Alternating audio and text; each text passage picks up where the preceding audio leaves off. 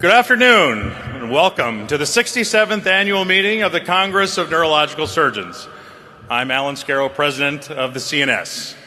On behalf of the Executive Committee of the CNS, we thank you for being here and hope the next few days are full of great educational experiences and opportunities to reconnect with old and new colleagues. Over the course of the next 4 days, you will have hundreds of opportunities to take in educational programs containing both state-of-the-art neurosurgery and insight into how our profession is changing. Our overarching goal is to provide you, our members and patrons, with knowledge that is more relevant, contemporary, and innovative than ever before. One of the challenges in putting on a meeting such as this is that while knowledge matters, our efforts as an educational organization often stop at imparting knowledge. The reality is that it's easier to measure what has been shown or told as opposed to how much you, our audience, have changed as a result. But the purpose of education is not merely to gain knowledge, it is to create action. Knowledge only has power when it is applied. Education alone aims to change what you know, but knowledge that is applied means to change who you are and what you are capable of doing. For the vast majority of us here today, this is not our first professional conference. Having been to many, most of us have experienced the usual routine of plenary sessions, presentation of papers, panels and breakout session, casual networking over coffee and exhibits, gossip, and occasional infighting at the hotel bar at night, and the opportunity to see our friends and colleagues. Through it all, most of us have a pretty good time and look forward to doing it again next year. And while we enjoy ourselves, one would also have to acknowledge that typically not a whole lot gets done. We listen to things we find interesting, scoff at ideas that seem too far-fetched, and ignore much of what doesn't fit with our view of reality. All of that is perfectly acceptable, of course, until the things that underlie our air of confidence, things that we believe to be true and unchanging, begin to erode.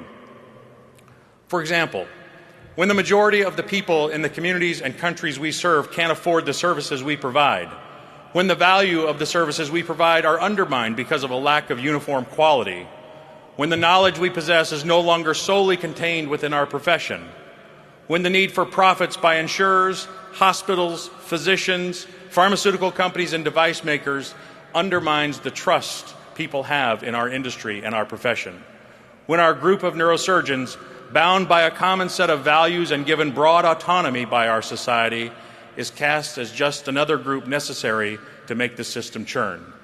When we realize that in order to thrive, to sustain ourselves, perhaps even to survive, we must adapt and overcome to transform into something different.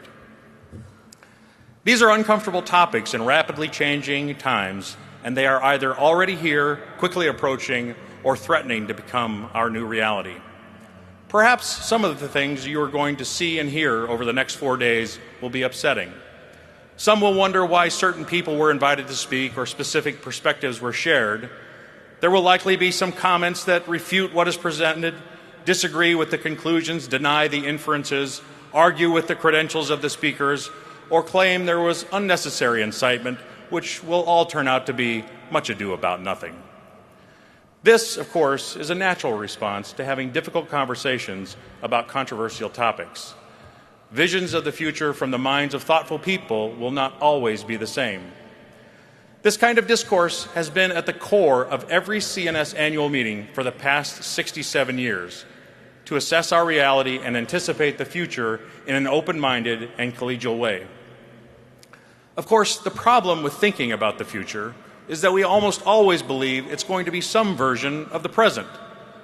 But sometimes there are disruptions that make our future very different than anything we could have imagined. For example, if Henry Ford were alive today, he would very likely recognize a modern truck, but he would almost certainly be baffled by a driverless one. A reincarnated Thomas Edison might be able to understand the chips and switches that make up a laptop computer.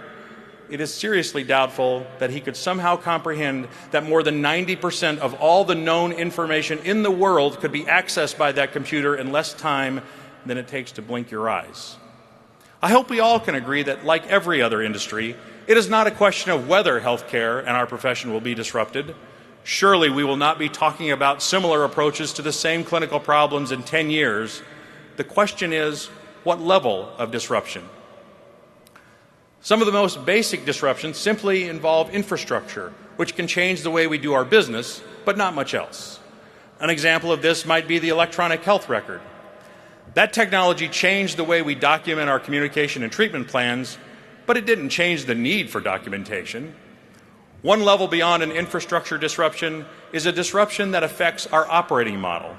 An example in neurosurgery might be the use of endovascular techniques to treat neurovascular disease.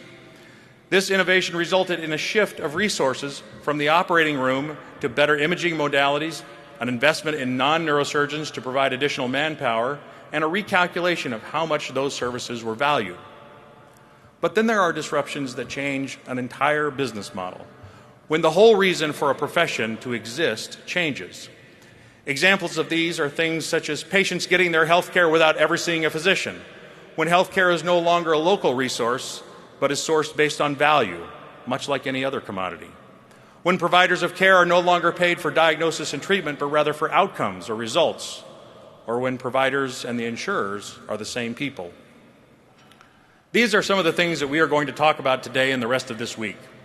Our first two speakers this evening that will kick off this 67th annual meeting of the Congress of Neurological Surgeons are going to emphasize the transformation portion of this year's annual meeting theme, transformation and celebration. First, we will hear from author and attorney Dr. Richard Susskind. He is going to discuss how professions such as medicine, law, accounting, architecture, financial planning, and teaching are dealing with their own forms of disruption. His perspective on how digitization and decentralization of the core knowledge that defines a profession is one I think you will find thought-provoking and will challenge some of your assumptions about our industry and the profession of medicine. Next, we will hear from author Jamie Holmes, who is going to discuss a vision for the future of healthcare that may be similar to that offered by Dr. Susskind, but for very different reasons.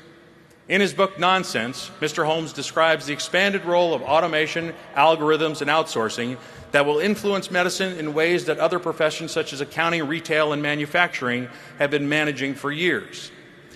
He will shed light on how these changes, seen in other industries, are coming to healthcare at a very rapid pace and ask how we will choose to respond to a new professional world that some may not recognize. Following those talks, we are going to shift to the celebration side of our theme. We will hear from NSIA past president Dr. R.C. Mishra and then celebrate with the authors of some of the best papers published in neurosurgery this year. The remainder of our week in the plenary sessions is going to unfold a bit like a story as our invited lecturers share their perspective on how healthcare and neurosurgery are transforming, compare it to other industries and professions, and then use that comparison to anticipate what lies ahead for us. Tomorrow morning, author Brett King is going to describe how the volume of data from billions of devices is connecting us in ways we have never imagined. Amy Bassano, Deputy Director of Medicare and Medicaid Innovation at CMS, will also join us to describe how our government is accelerating change by incentivizing physicians and hospitals through payment for results and outcomes as opposed to diagnoses and procedures. Also on Monday, you will have the opportunity to participate in something very special. At 10:45 a.m., the CNS, in partnership with Surgical Theater and the Guinness Book of World Records, will attempt to set a world record by having the most people in the history of mankind simultaneously using virtual reality displays. During that session, each of us will use our mobile phones to take a virtual trip through the human brain, guided by Dr. Neil Martin. I know you will all want to be here and be part of that very special world record attempt. On Tuesday, we will start off the plenary session with some celebrations of the top abstracts submitted to this meeting, and then follow with cardiovascular surgeon Dr. Devi Shetty from Bangalore, India.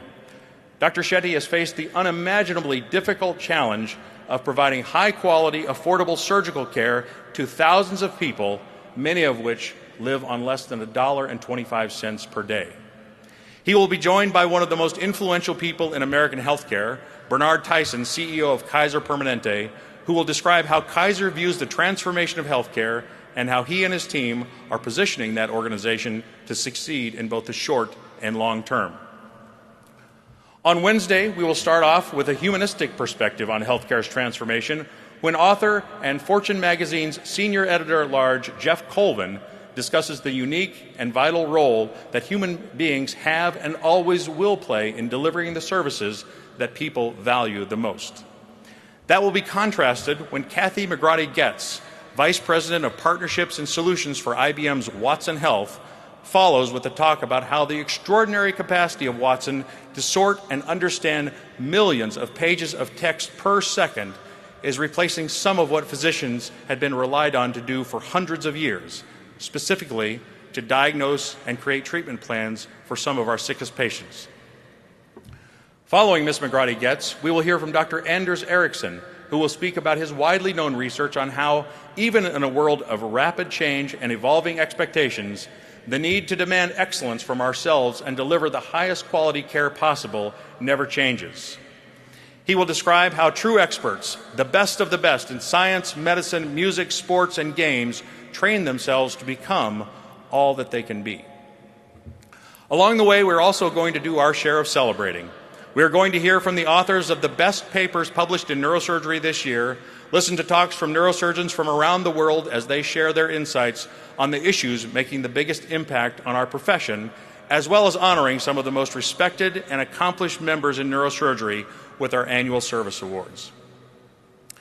Meetings like this do not just happen. They take years of planning in advance and thousands of hours of work by very dedicated people. I would like to extend my personal thanks to our annual meeting chair, Jim Harrop from Thomas Jefferson University, Scientific Program Chair Brian Ho from the University of Florida, Vice Scientific Program Chair Alex Kalesi from the University of California, San Diego, our honored guest, Dr. Alan Cohen of Johns Hopkins University, the delegation from our 2017 partner organization, the Neurological Society of India, including this year's president, Dr. Deepu Benjari, and past president, Dr. R.C. Mishra, and the entire CNS staff and members of the Executive Committee. Each of these individuals have worked so hard to put this meeting together. I am very grateful to each of you for joining this team to make the 67th annual meeting of the Congress of Neurological Surgeons happen. And once again, a special thanks to you, our members, colleagues, friends, and guests, for being here in the city of Boston to transform and celebrate with the CNS. I hope you have some great fun and educational experiences, and I look forward to speaking with many of you throughout the week.